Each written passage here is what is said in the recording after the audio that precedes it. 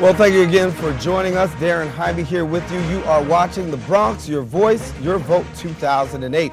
The special that will answer all of your questions in regards to the elections. As you may know, the Bronx is a borough that is generally supported by Democrats, so most of you are backing Barack Obama. Here's what you had to say about Senator Barack Obama in his campaign. Obama, I think he might do a better job than McCain. I think he's looking out for us, for the middle class, that's exactly what we're looking for, everybody. For starters, I like change, and Obama's all about change, and he's firm, he's strong. And why are you voting for Obama? Well, not because he's black, but because I think he's the best candidate, and I think he's looking like both ways towards all of. Well, joining us now is our political panel. You've heard what the people have to say. You'll hear what our political panel has to say. Miguel Perez, a professor of journalism and communication at Lehman College, the editor-in-chief of the Bronx Journal newspaper and CNN contributor. Bob Nolan, the budget director for the Office of the Bronx Borough President, Adolfo Carrion. He's been employed by 3 different borough presidents over the past 30 years. He was also an instructor at the Borough of Manhattan Community College. And finally, in the middle, we have Marriah Starr, a lecturer at Brandeis University. Marriah Starr is also a political correspondent for Bronxnet. He formerly taught political science at Lehman College, as well as other colleges in the City University of New York. And we thank you all for joining us here. I guess we heard and we saw a little bit about how Bronxites are reacting to Barack Obama.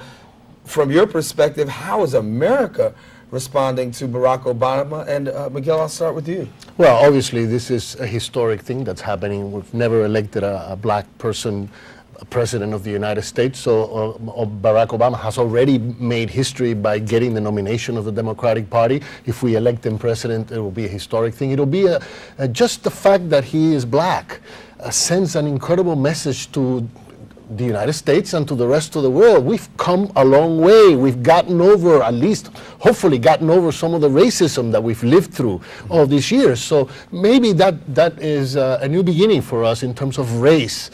Just that angle alone is historic. There are so many things that we can discuss about Barack Obama regarding the issues and so forth, but just the fact that we are about, or possibly about, to elect our first black president is a major thing. Talk to us, Marriah, about this. When Barack Obama first got started, a lot of questions were centering around, number one, experience. Number two, whether or not he would be able to deliver in certain key areas. Recent polls show that, particularly in the area of the economy, Barack Obama has almost a 20-point lead by poll numbers in regards to dealing with America and the economy. And then he gets the endorsement of Colin Powell, which in the minds of some people have really endorsed him in the area of foreign policy. Has Barack Obama really solidified himself in the hearts of most American people as a person that first can lead in the area of foreign policy, and second of all, with the economic downturn that we're seeing right now? In regard to foreign policy, I think he's doing better than he was, say, a month ago. Especially because the level of foreign crises abroad, especially Iraq and Afghanistan, has played into the policy pronouncements that Obama's already made. And the Powell endorsement was key for helping to get independents and moderates on Obama's side. With regard to the economy, you're right, he's 20 points ahead right now, but if you look at the poll numbers, the key area, the key time, in fact, was mid-September. That's when Lehman Brothers went bankrupt. This is exactly the time when the economy became the major news item for the entire country. During the debates in October, McCain and Obama showed themselves to be very different types of people. Obama was very calm, very deliberative, very reassuring. McCain was very testy, very angry. Americans want a reassuring, calm leader in an economic crisis, and Obama fits that bill. Talk to us about the Democratic Party. Of course, Bob, as we said, you've worked with 3 different borough presidents, all 3 Democrats. And what do you think Obama is going to bring to the office from a Democratic point of view that is going to advance the country? Well, Democrats have been out of power for 8 years now under the Bush administrations, and we're looking forward to really an administration that will deal with the needs of middle-class Americans and poor Americans. You haven't heard much talk about people who have middle-class needs and poor needs in this particular election, but Barack Obama has talked about that. He's made that a core message. And he'll be talking about, as he has been, and he'll be taking action as president in health care and many other areas that are important to our population. Miguel, a lot of people will talk about the African American vote, the fact that African Americans are now galvanized and mobilized behind Barack Obama. But talk to us from a Hispanic perspective. How has the Hispanic population reacted to the candidacy of Barack Obama in a time such as this? Good question. I have two answers. Number one, to follow up on foreign policy, Barack Obama is not really pleasing the Hispanic community when it comes to his knowledge, his ability to speak about Latin America. He has never been to Latin America. He opposes free trade agreement with Colombia, which most Latinos believe is the right thing to do. He's against NAFTA. You know, he wants to sit down with the Castro brothers without preconditions. All of those things should be bothering the Latino community, and they're not. And why aren't they? Why are they still? Why do the polls say that they're overwhelmingly for Obama? It's not because they're excited about Obama. It's because the Latino voters are, they're fighting back. They want to be able to teach a lesson to the Republican Party, who has bashed the leaders of the Republican Party, who have bashed the immigrant community for the last 8 years. It's a backlash. It's not a vote of excitement for Obama. It's a backlash against the Republicans. They're not voting for Obama because of Obama. They're not voting against McCain because of McCain. They're voting for Obama and against McCain because of Tom Tancredo, because of James Sensenbrenner, and all these other Republican die-hard extremists who have bashed illegal immigrants, who have bashed Latinos for all these years, and Latinos are sick and tired of that. So Obama hasn't really earned our vote. He's getting it by default.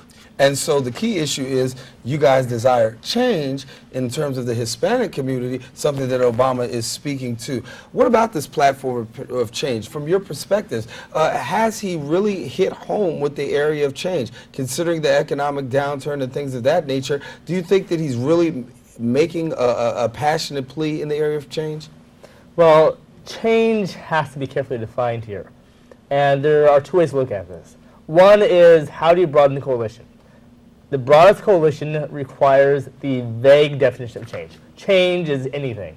So anyone can define however they want. That way anyone can vote for it. But if you want to get into policy, policy is change in terms of healthcare, making it more affordable. Change is policy changes in Iraq, getting out of Iraq, going to Afghanistan. I mean, there are many ways to have change that is sensible, because what we've seen in the past 8 years is policies that just don't work. Economically, internationally, domestically, in terms of healthcare, it has been a disaster on almost every front. So Obama's saying, I can do it better, and better for us is change. Bob, from your perspective, let me ask you this, because you've been the Bronx budget director here in the borough. With a Democrat in office, do you think that the finances or the economy becomes a little bit better in terms of how you deal from a budget perspective in the borough of the Bronx than you've seen in years under the Republican administration? Well, we are very hopeful that with a Democratic president, and we certainly hope that Mr. Obama will be elected on Tuesday, but we hope with a Democratic president there will be a renewed interest in aid to the cities. You've had an administration in power now for 8 years that have ignored the needs of the cities all across the country. They've been playing to the needs of the rural residents and the residents that are really living outside of our urban areas. And we hope the Obama administration will bring vitally needed monies for transportation improvements, housing improvements, and areas that are vital for the residents of Bronx County. And those two particular areas, especially in housing, where the Borough President Karen gets enormous calls and letters every month for people needing new housing. We need to have the federal government go back and do the job they did during the Clinton administration and build housing in conjunction with the cities and the state, because people who live in our cities need it. You spoke a little bit about the issue of change and the fact that, you know, people are looking for change, particularly in the Hispanic and the Latino community. What change do you think would be at the forefront for the Hispanic and Latino community that maybe neither candidate has addressed? Oh my God, one word: immigration. In fact, neither candidate has addressed the issue of immigration. One of the most, every poll that you take in this country, it ranks among the top 5 issues in the country. The question never even came up in the 3 debates. The word immigration was never mentioned in the 2 conventions by the nominees. They ignored, they were running away from this issue. Why? Because they're afraid of the backlash. They didn't want to, both candidates really are for some kind of comprehensive immigration reform. Let's call it by the right right name. Let's call it amnesty. Why not?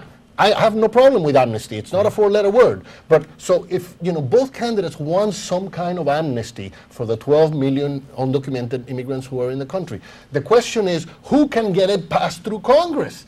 And frankly, there's a good debate that should have been done about whether Obama can do it just by promising, because Obama is promising to do what has not gone through Congress before. He's just promising the same thing, and I don't see, he's not convincing me that he's going to convince Congress that he's going to pass this. McCain, on the other hand, is saying, I'm going to close the borders first, and then I'm going to convince the American people to have some compassion for the 12 million illegal immigrants. That sounds more reasonable. Let's take a quick break and come on back and talk a little bit more. We do have to take a short break, but when we come back, we will take a look at John McCain, and we'll get your perspective when we return right here on Your Voice, Your Vote 2008, right here in the borough of the Bronx.